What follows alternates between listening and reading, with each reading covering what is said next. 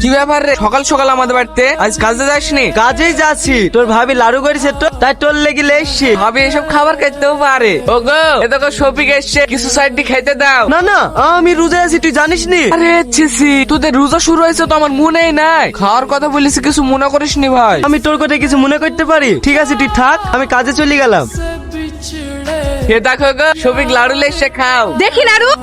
কি গো, লাড়ুগুলো ফেলে দিলি কেন? ওই মুসলিমদের হাতে নাড়ু আমি খাবো না। তাই বলে তুমি ফেলে দিবা? ওদের বাড়ি থেকে ছোটবেলা থেকে খাই আমি মানুষ, তুমি না খেলে না আমি খাবো।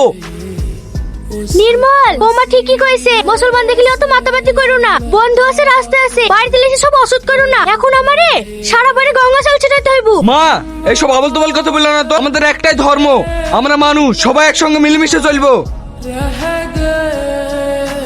শফিক, বাড়িতে আছি? হ্যাঁ আছি। কি ব্যাপার, তুই মাঠ থেকে আসছি নাকি? হ্যাঁ ভাই, তোদের রমজান মাস পড়েছে তাই গাছ থেকে একটা কাঁঠাল নিয়ে আসলাম। তোর আবার সব কাজে বেশি বেশি।